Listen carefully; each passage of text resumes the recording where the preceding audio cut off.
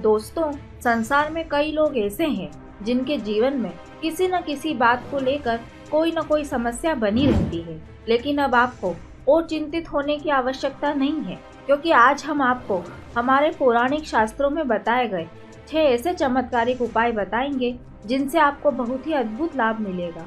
तो आइए एक बार विस्तार से प्रकाश डालते हैं उन 6 उपायों पर। नमस्कार और एक बार फिर से स्वागत है आप सभी का आपके अपने festivals of India YouTube channel पर।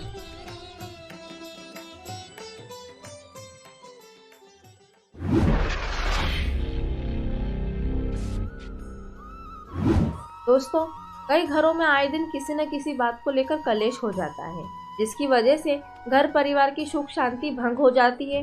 यदि आप चाहते हैं कि आपके घर में कलेश हमेशा के लिए समाप्त हो जाए और आपके घर में सुख शांति बनी रहे, तो इसके लिए आप एक छोटा सा उपाय कर सकते हैं। आपको बस करना ये है कि 21 मंगलवार और 21 शनिवार तक लगातार गुड़ और चना हनुमान जी महाराज को अर्पित करें। और जब आपके 21 मंगलवार और 21 शनिवार पूरे हो जाए, तब हनुमान जी को चोला चढ़ाएं। बस मित्रों, ये उपाय करने से ग्रह कलेश समाप्त हो जाएगा और आपके परिवार में सुख शांति रहने लगेगी।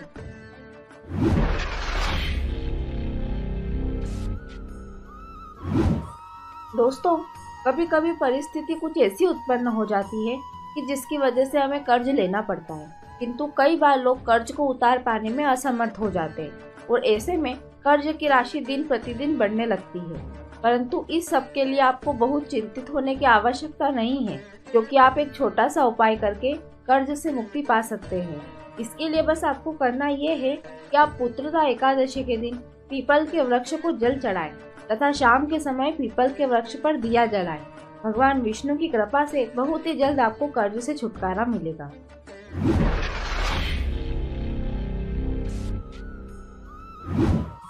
दोस्तों, हमारे शास्त्रों में लिखा है कि प्रत्येक घर के भोजन पर पहली रोटी पर गाय का तथा अंतिम रोटी पर कुत्ते का अधिकार होता है। इसीलिए ये बहुत जरूरी है कि आप प्रतिदिन एक रोटी गाय को तथा एक रोटी कुत्ते को दें। दरअसल आपको ऐसा इसलिए करना चाहिए क्योंकि कुत्ते को भैरव महाराज का वाहन माना जाता है और जो भी प्राणी कुत्ते को भोजन देता है उससे बाबा प्रसन्न होते हैं और वे हर तरह के आकस्मिक संकटों से उसकी रक्षा करते हैं। इसके अलावा दोस्तों, गाय का महत्व तो आपको पता ही है कि गाय में सभी देवी देवताओं का वास होता है। गरुड़ पुराण में बताया गया है कि मरने के बाद जब प्राणी का सूक्ष्म शरीर यमपुरी की यात्रा करता है, तब बीच में वैतरणी नदी को गौ माता की सहायता से ही पार करता है।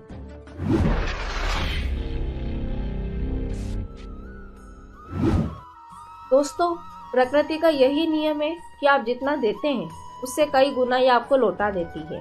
अर्थात आप जिस चीज का जितना दान करते हैं, आपको उसका कई गुना फल प्राप्त हो जाता है। और वैसे भी हिंदू धर्म में दान का अत्यधिक महत्व बताया गया है।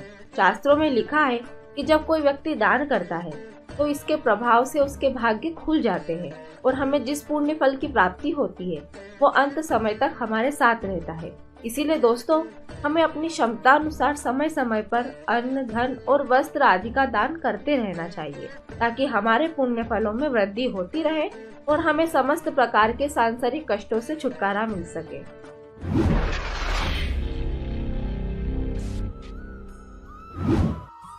दोस्तों, हर किसी के माता पिता चाहते हैं कि उनकी संतान हमेशा स्वस्थ रहे, लेकिन फिर भी कई बार छोटे बच्चे बीमार हो जाते हैं। वैसे आपके साथ भी ऐसा हो रहा है, तो आप एक छोटा सा उपाय कर सकते हैं।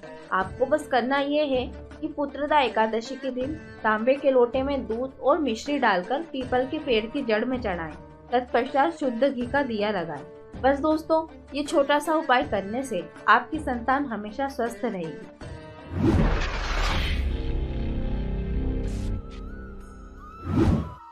दोस्तों, आप तो जानते ही हैं कि वर्तमान समय में हमारी जीवन शैली में कितना बदलाव आ गया है, जिसके कारण कई लोग गठिया, वात, सिर दर्द, कंठ अथवा जोड़ों के दर्द इत्यादि प्रकार के तमाम रोगों से ग्रस्त रहने लगे हैं। यदि आप भी ऐसे ही किसी रोग से पीड़ित हैं और जल्द से जल्द इन रोगों से छुटकारा पाना चाहते हैं, तो इसमें हनुमान जी महाराज का बाहुक पाठ आपके लिए बहुत ही सहायक सिद्ध होगा।